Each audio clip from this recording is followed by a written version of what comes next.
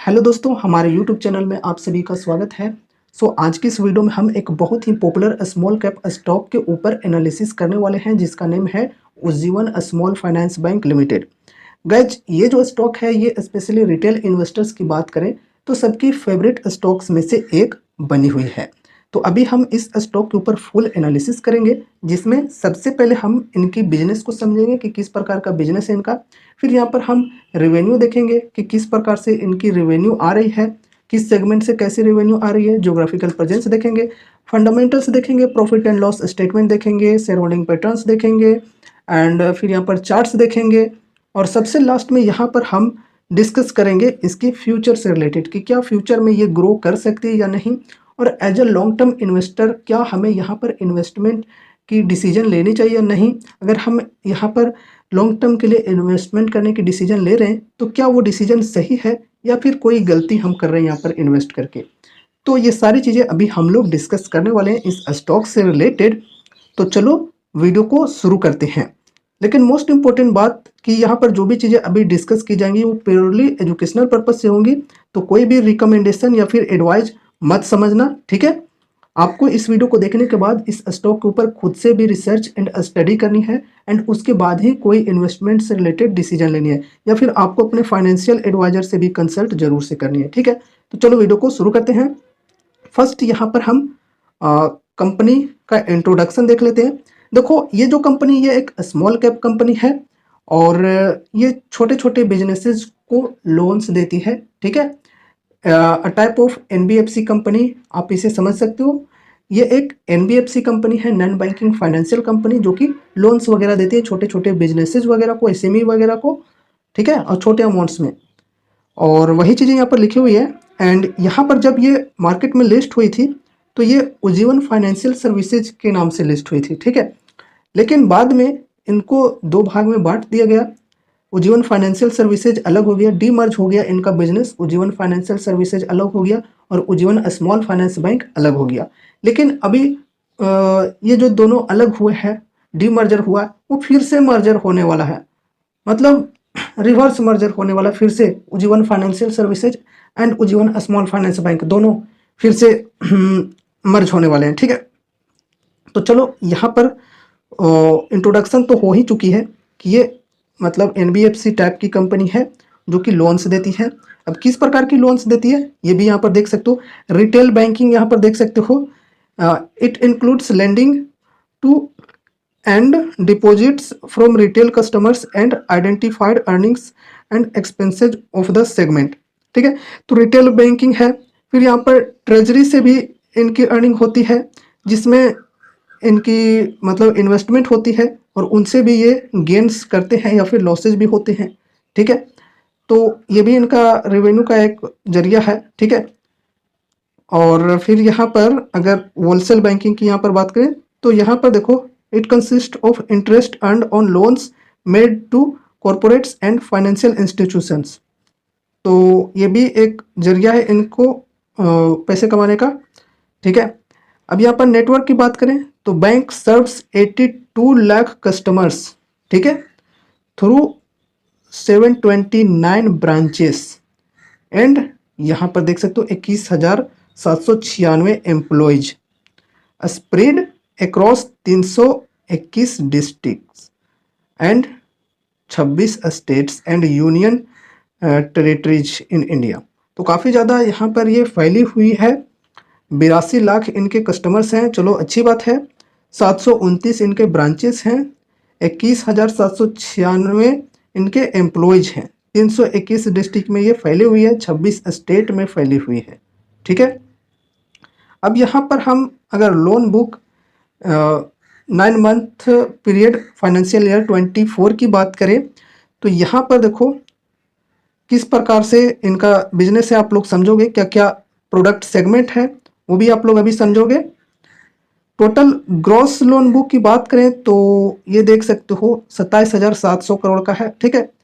ये 9 month period है FY24 का, ठीक है। उसमें टोटल ग्रॉस लोन बुक है 27,700 करोड़ का, जिसमें 56% ग्रुप लोन्स, ठीक है। अफोर्डेबल हाउसिंग मतलब हाउसिंग लोन भी ये देती है, ठीक है। होम लोन जिसे हम कहते हैं, housing loan 16%, micro individual loans 16%, MSc से 5%, एफआईजी लेंडिंग 5%, फिर यहाँ पर अदर से 3%। तो ये इनका जो लोन बुक है वो यहाँ पर आपने अभी देखा, ठीक है। और किससे कितने परसेंट यहाँ पर मिल रहे हैं वो यहाँ पर आपको देखने को मिल रहा है, ठीक है। लोन, यहाँ पर लोन ये किस सेगमेंट में कितने परसेंट लोन दे रहे हैं वो यहाँ पर आपने देखा, ठीक है। अब यहाँ पर एसेट क्वालिटी के अंदर अगर हम देखें तो जीएनपीए यानी कि ग्रॉस एनपीए जो होता है, नॉन परफॉर्मिंग एसेट, जो टोटल थी वो 2.1% थी इन Q3, ठीक है। एंड एनपीए की बात करें यानी कि नेट एनपीए वाज 0.16%। तो ये अच्छी बात है। एनपीए यानी कि नॉन परफॉर्मिंग एसेट जो होती है वो किसी भी बैंक में ठीक नहीं होती है। मतलब अगर कोई लोन देती है कंपनी और कस्टमर्स भाग जाते हैं पैसे लेकर, वो नहीं पे करते हैं, तो वो उनकी जो पैसे हैं वो चले जाते हैं, तो वो नॉन परफॉर्मिंग एसेट के अंदर आता है, ठीक है। तो ग्रॉस एनपीए जो था वो 2.1% था इन Q3।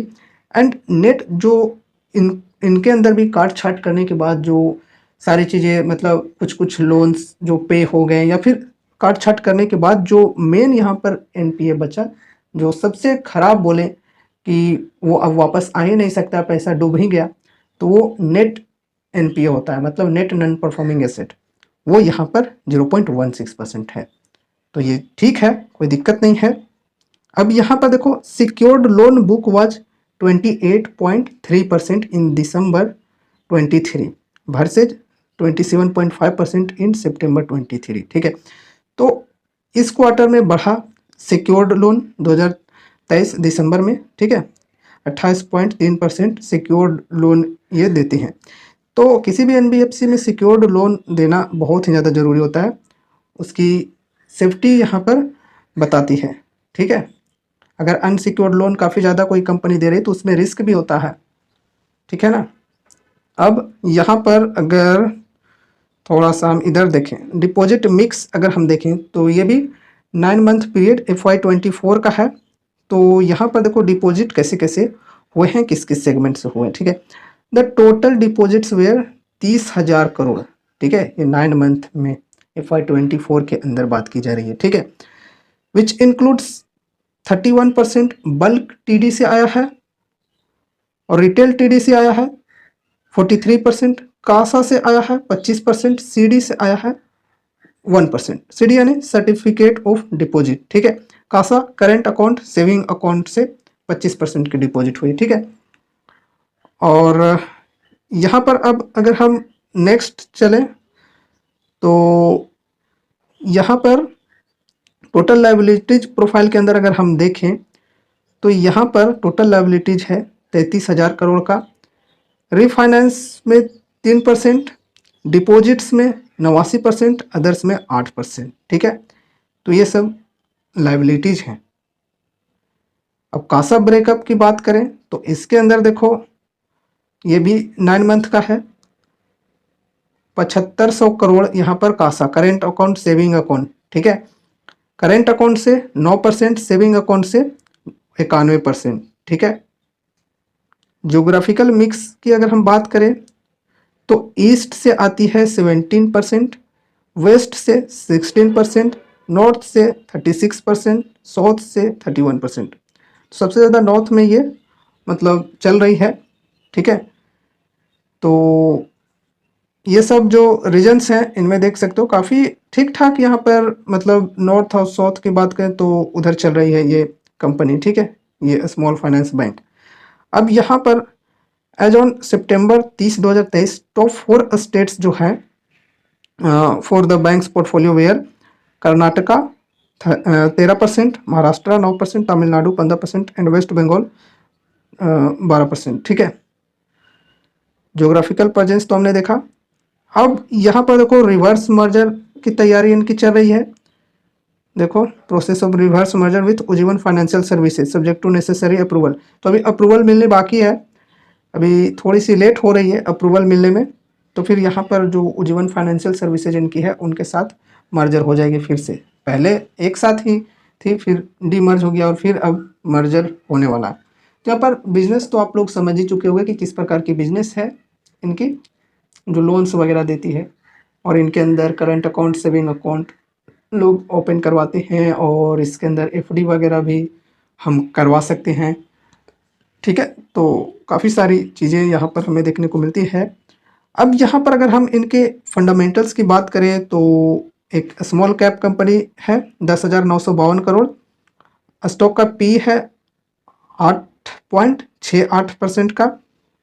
तो देखो, स्टॉक की जो पी है वो इंडस्ट्री पी से काफ़ी कम है, तो एक अंडर वैल्यूड स्टॉक माना जा सकता है इसे। आरओसी की बात करें तो यहाँ पर 10.6% है, जो कि कुछ खास नहीं मानेंगे। डेप्ट टू इक्विटी थोड़ी सी ज़्यादा है, 7 की है, क्योंकि डेप्ट देखो 28,179 करोड़ का है। तो इस प्रकार की जो कंपनीज होते हैं उनमें डेप्ट होना लाजमी होता है, क्योंकि ये लोन देते हैं, लोन के लिए पैसे होना जरूरी है, और पैसे के लिए इनको कर्ज लेना पड़ता है। ठीक है, तो इस प्रकार की कंपनियों में लोन लेना ही पड़ता है, और इस वजह से इनका डेप्ट टू इक्विटी बढ़ जाता है। ठीक है, लेकिन क्या होता है कि डेप्ट के कारण अगर कंपनी का मैनेजमेंट अच्छा नहीं, अच्छी तरह से ग्रो नहीं कर पाता है, तो फिर जो बिजनेस है वो भी डूब सकता है, लेकिन ये भी बात होती है। ठीक है, तो उतना कुछ खास इस प्रकार के जो फाइनेंशियल कंपनीज होते हैं, बैंकिंग कंपनीज होते हैं, उनमें डेप्ट टू इक्विटी को नहीं मतलब सीरियसली लेते हैं लोग। ठीक है, तो चलो रहने दो इसे। फ्री कैश फ्लो की बात करते हैं, 935 करोड़ है। करेंट प्राइस की बात करें तो 55.9 रुपया है। बुक वैल्यू 20.5, आरओई बढ़िया है 33.3% का। अब यहाँ पर 52 वीक हाई है 63 का, और लो है 26 का। ठीक है, डिविडेंड यील्ड है 2.24% का, फेस वैल्यू है 10 रुपये का, और ईपीएस है 6 रुपये 45 पैसे का। ठीक है, अब यहाँ पर हम प्रॉफिट एंड लॉस स्टेटमेंट देखिए। अगर आप क्वार्टरली देखना चाहो तो आप स्क्रीनर पे जाकर देख सकते हो, और यहाँ पर अभी हम ईयरली देख रहे हैं, जो कि पिछले कुछ साल के हैं। अगर आपको इससे भी पहले का हिस्ट्री देखना है तो आप खुद से स्क्रीनर पे विजिट करके देख सकते हो। ठीक है, रेवेन्यू की बात करें तो रेवेन्यू तो यहाँ पर देख सकते हो कंसिस्टेंसी के साथ यहाँ पर बढ़ी है। पिछला बार देखो 2806 था। ठीक है, 2021 में, 2022 में फिर 2813 हो गया, फिर 4165, और अभी ट्रेलिंग 12 मंथ में 5333। चलो बढ़िया है। नेट प्रॉफिट देखते हैं। नेट प्रॉफिट में थोड़ी सी उठापटक देखने को मिल रही है, यहाँ पर 8 करोड़। ठीक है, यहाँ पर 8 करोड़ है, फिर माइनस में 415 करोड़, और फिर 1100 करोड़, 1261 करोड़। अब ऐसा क्यों हुआ? माइनस 415 करोड़ जो है वहाँ पर देखो, फाइनेंसिंग मार्जिन की बात करें तो -30% है। ठीक है, एंड उसके बाद 23% बढ़ा और 18% बढ़ा, तो उस अकॉर्डिंग थोड़ी सी पॉजिटिव में देखने को मिली नेट प्रॉफिट। यहाँ पर भी फाइनेंसिंग मार्जिन -8% है, तो देखो कुछ खास नहीं यहाँ पर है, 8 करोड़ है नेट प्रॉफिट ओनली। ठीक है, एंड चलो यहाँ पर अगर हम ईपीएस की भी बात करें तो ईपीएस भी देखो 0.05 था, फिर यहाँ पर -2.4 हो गया ईपीएस, फिर यहाँ पर बढ़ा थोड़ा सा 5.63, और अभी ईपीएस की बात करें यानी अर्निंग पर शेयर तो 6.45 हो चुकी है, तो थोड़ी सी बड़ी है यहाँ पर। ठीक है, अब यहाँ पर हम next sales growth and profit growth देखें तो चलो काफ़ी बेहतरीन है sales growth and profit growth. अगर हम देखें तो 10 साल में 34% की सेल्स ग्रोथ दिखाई है, कंपाउंडेड सेल्स ग्रोथ। 5 साल में 23%, 3 साल में 15%, और ट्रेलिंग 12 मंथ में 40%। चलो ठीक है, सिर्फ इसको छोड़ दें तो यहाँ पर बाकी सब ठीक है।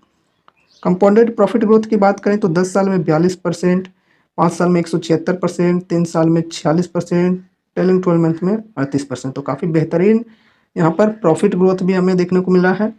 स्टॉक प्राइस सीएजीआर की अगर हम बात करें तो 5 साल 10 साल का तो लेवल नहीं है, 3 साल में देख सकते हो 22% के सीएजीआर से स्टॉक का प्राइस बढ़ा है, 1 साल में 111% से। रिटर्न ऑन इक्विटी की बात करें तो यहाँ पर 5 साल और 3 साल में कुछ खास नहीं है, 8 और 10% का है मामूली सा, लेकिन लास्ट ईयर में देखें तो 33% है। चलो बढ़िया है। बैलेंस शीट के अंदर अगर हम देखें तो कैश रिजर्व की अगर हम बात करें तो यहाँ पर देखो कैश रिजर्व 2054 करोड़ का है। ठीक है, लेकिन यहाँ पर बोरोइंग्स की बात करें तो ये काफ़ी ज़्यादा है, 28,179 करोड़ का। तो बोरोइंग्स कम होना चाहिए, यानी कि कर्ज कम होना चाहिए, जो कैश रिजर्व है ये ज़्यादा होना चाहिए। तो यहाँ पर देखो बोरोइंग्स जो कर्ज हमने अभी देखा था डेप्ट, वही चीज़ें यहाँ पर है। ठीक है, तो किसी भी कंपनी में रिजर्व अगर ज़्यादा है बोरोइंग से तो अच्छी बात मानी जाती है, और अगर बोरोइंग ज़्यादा है रिजर्व से तो वो गलत, मतलब नेगेटिवली लोग लेते हैं। ठीक है, अब नेक्स्ट हम यहाँ पर शेयर होल्डिंग पैटर्न भी देख लेते हैं। तो इसमें अगर प्रमोटर्स की बात की जाए तो थोड़ी सी स्टेबिलिटी हमें देखने को यहाँ पर मिल रही है। कुछ ज़्यादा खास ट्रिम नहीं हुए हैं, लेकिन ट्रिम हुए हैं 73.67, फिर 73.66 एंड फिर 73.6। तो कुछ ये क्वार्टर्स में लगातार हमें घटते हुए देखने को मिली है। अब यहाँ पर हम एफ की बात करें तो 3.9 से 3.54 हो गया, एंड फिर से यहाँ पर थोड़ा सा बढ़ गया 3.7। डी की बात करें तो काफ़ी ज़्यादा यहाँ पर ट्रिम हुआ है, 7.07 से 4.21%, फिर 3.99% हो गया, काफ़ी ट्रिम हो गया है। अब सब खरीद कौन रहा है भाई? तो खरीदने वाला यहाँ पर बैठा हुआ है पब्लिक।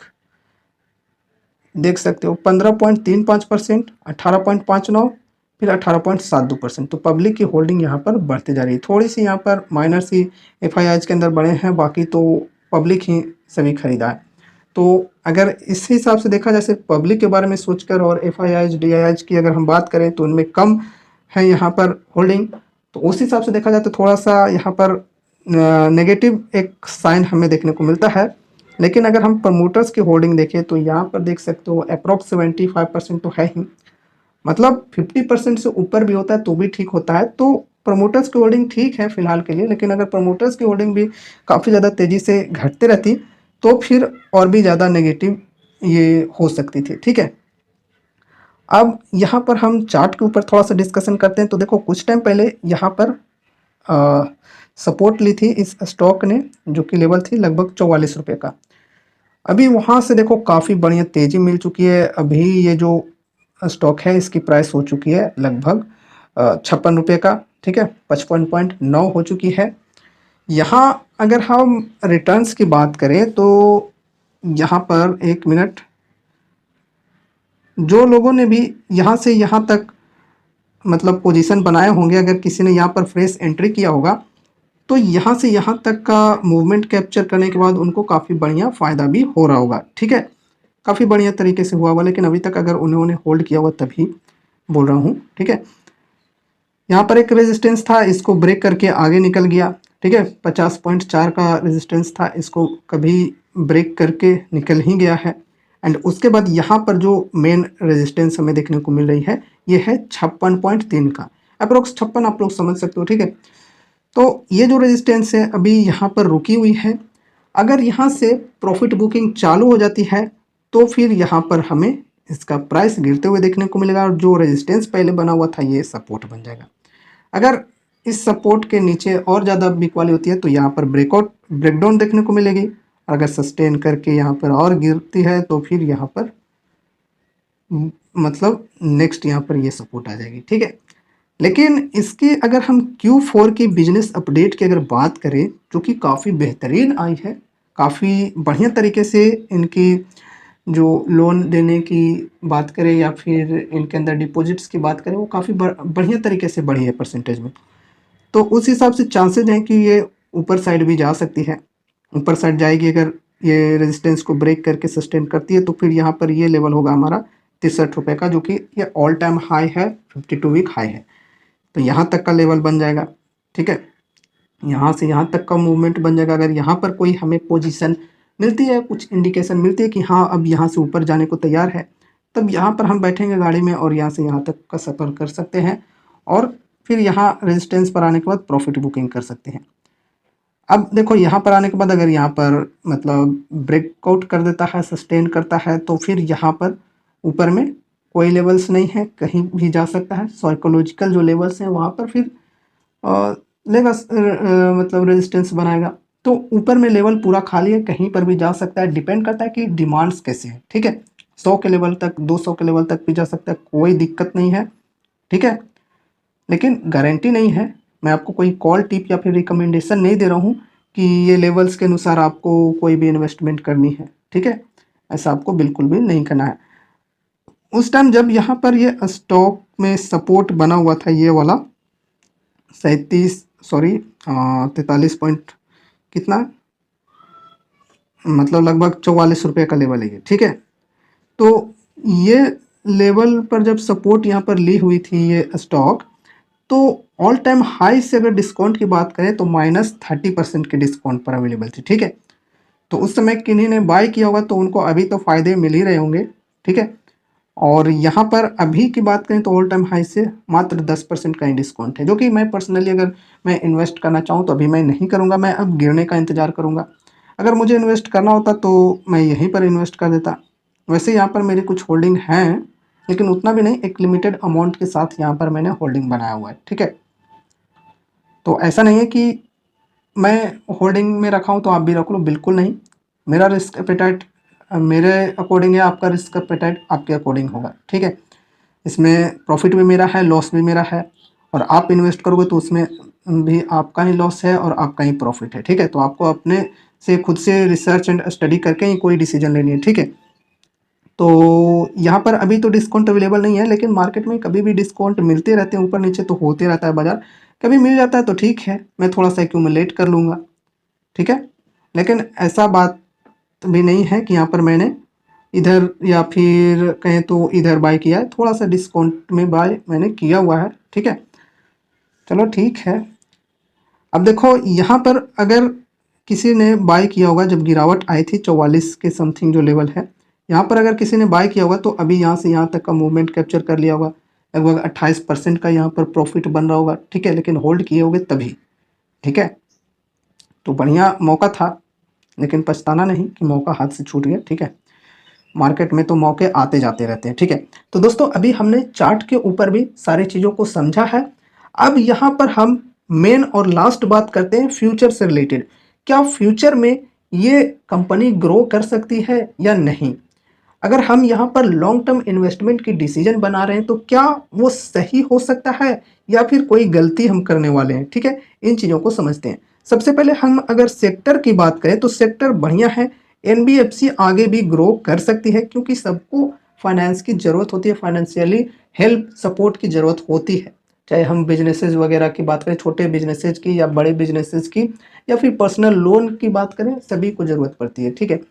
तो इस वजह से ये जो एनबीएफसी का सेक्टर है वो आगे भी ग्रो कर सकती है, इसमें कोई शक नहीं है।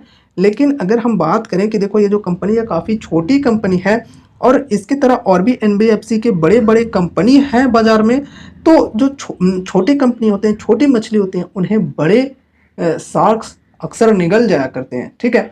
तो यहाँ पर ये एक सबसे बड़ी और मेजर रिस्क ये होती है स्मॉल कैप कंपनियों में, ठीक है।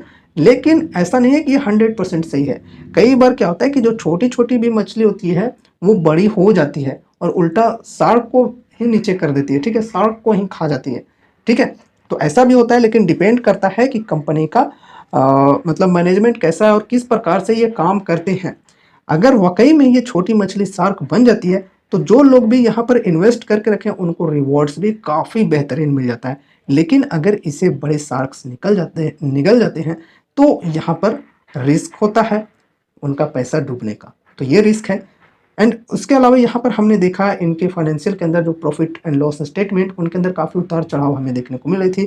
फाइनेंसिंग मार्जिन एकदम 30% से घट रही थी, ठीक है।